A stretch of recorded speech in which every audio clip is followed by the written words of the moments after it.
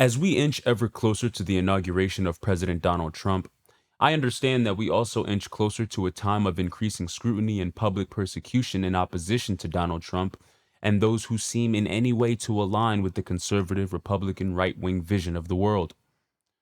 However, I also see that we would be remiss to believe that this recognition of shared values is indicative of an absolute harmony of such values and unshakable unity between all who understood to some extent the importance of making the decision that we had to make to bring about the result that we needed to preserve the integrity of this country for at least 4 more years.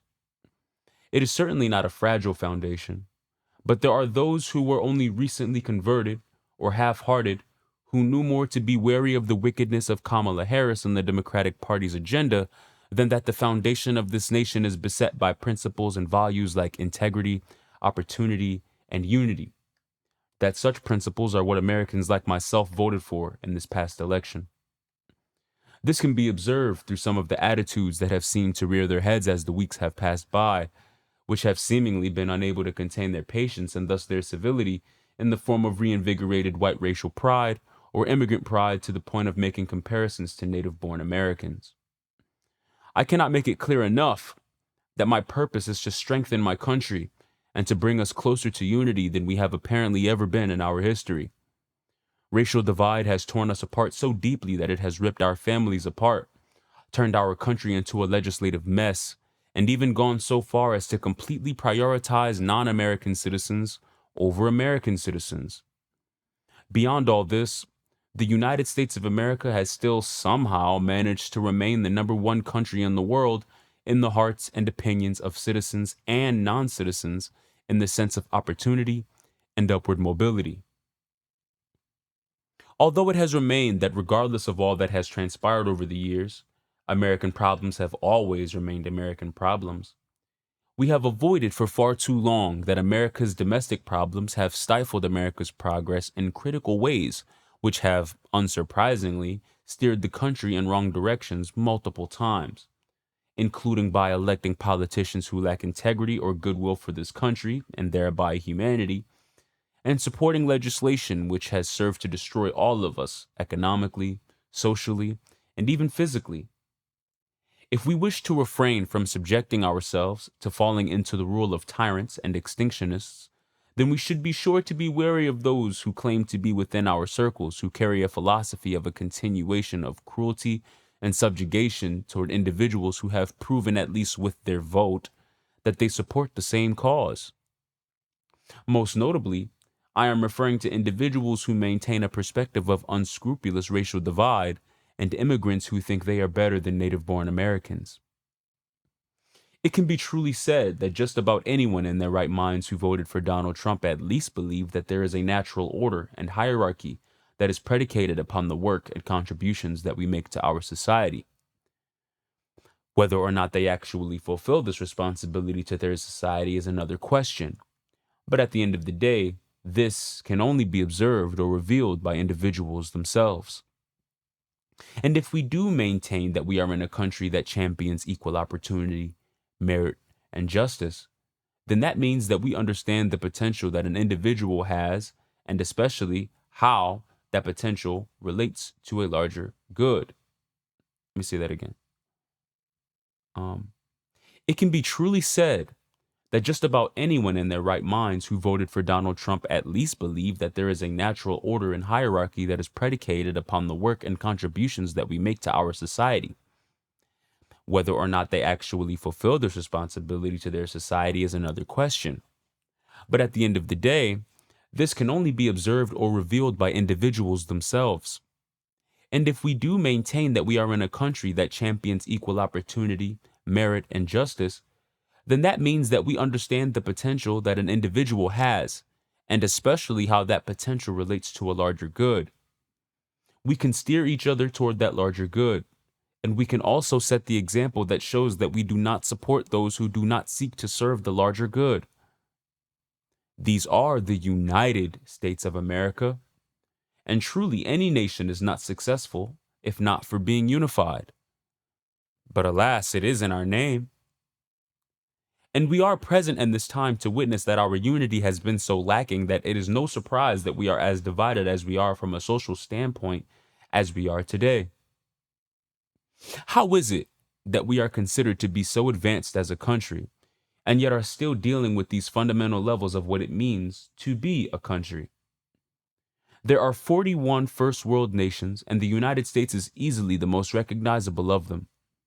How is it that I can be so confident that our level of pride and veneration for our country is not as strong as most, if not all, of the other countries that are considered to be of first world stature? The United States still doesn't have an official language, to the point where states like California have the lowest literacy rate because they can't be sure of whether or not they should include bilingual education as a part of their curricula. Our citizens have recently been burning and desecrating the flag by destroying it and attaching rainbows and all manner of miscellaneous nonsense. And racial tensions are still a prominent fundamental concern between American citizens. All of these things are so incredibly basic that they involve a simple flick of the switch, the veneration of a solid example of what the American entity represents. It is all there, felt in the awe and wonder of the mighty Declaration of Independence and the inspiration behind what created this country. That all men are created equal, our unalienable rights of life, liberty, and the pursuit of happiness. There is a level of appreciation for life and wisdom that allowed our forefathers to come up with these things to establish these foundational elements of our nation, and yet we have been wasting time and resources trivializing these matters, making them small, and allowing this conversation to permeate on a grand scale, as if we should be embarrassed to have pride and respect for the nation we were born. Are we a puppet nation? It sure seems like it, with how easily we have allowed ourselves to be hijacked and subdued by foreign-born or foreign-motivated interests time and time again, and our leadership's pattern of neglect and faithlessness in serving as a touchstone for the principles and values that represent this nation so that they can be as effective as possible.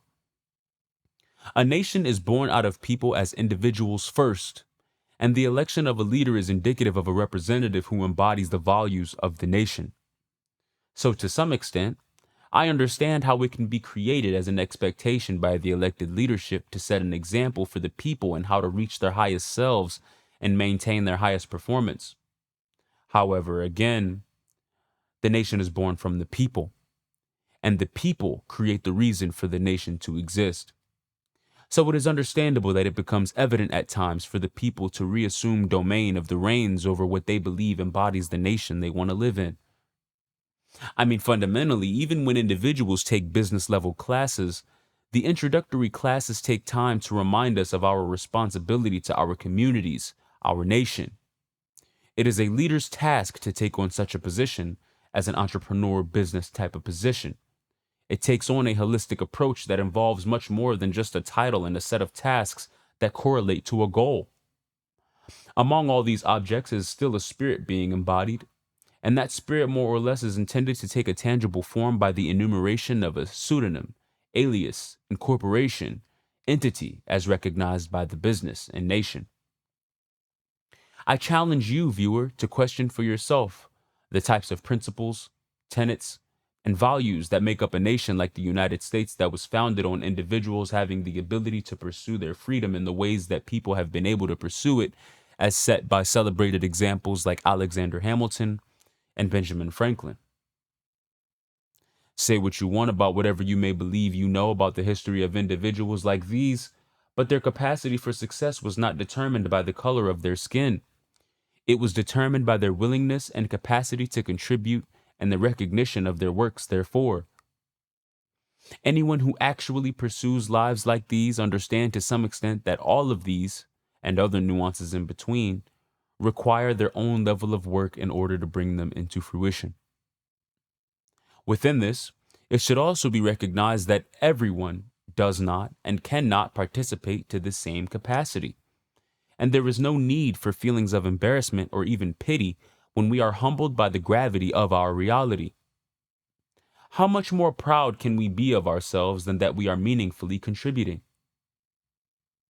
As I have researched works of the past which were thoughts of times that brought us to today, I have noticed that human problems are very few, and so they repeat, incessantly plaguing us. And certainly, in the midst of this reality, this insecurity has inspired certain disruptions, such as the so called Enlightenment period, which was more indicative of the inferiority complex of the Europeans than it was of the intellectual increase of the time period. In fact, it is fair to say that the notion of intellectual increase is and has always been an individual pursuit, but that it has been up to the works of people of times to share their insights that such individuals have the opportunity to be increased. And as we increase, we generally are compelled to share our findings, to lead a legacy, to leave behind history for people in a future time to bear witness to a time they weren't even alive to have the potential to experience. This is a sentiment that has the potential to be shared within all of us, depending on what we do with our time, and particularly if we take the time out to appreciate the works of the past that already do exist as a testament to times we cannot experience, but that we apparently reap benefits and detriments from. I say all this to say that in a country such as the United States, where we have such immense access to actualization of our potential, we should be focused on those who understand the criticality of this virtue not because of selfish purposes, but because they understand that this is a holistic process that involves recognizing that different people have the ability to contribute to a common purpose. If we can recognize that common purpose in the form of articulable and representable values and ample examples of embodying what those things are, rather than focusing on more arbitrary traits like skin color or what people do in bedrooms, then we can really see what America is capable of. When we put America first, it means American businesses hiring Americans. It means Americans recognizing and being hospitable to Americans and fostering this example in our environment.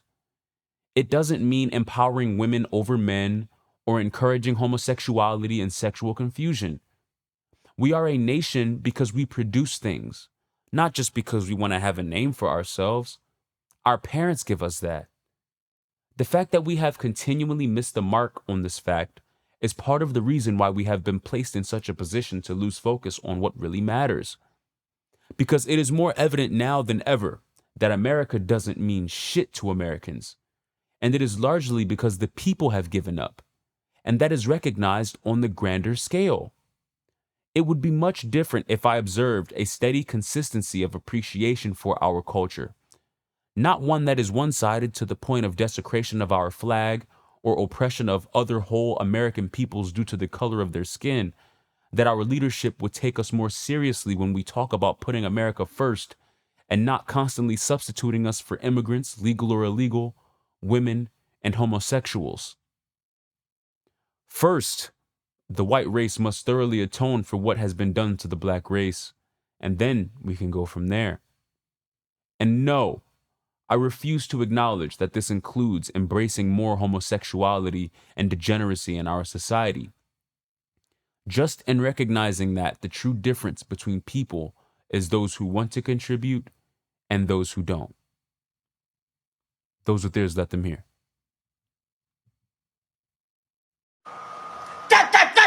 Boy, I would just, boy.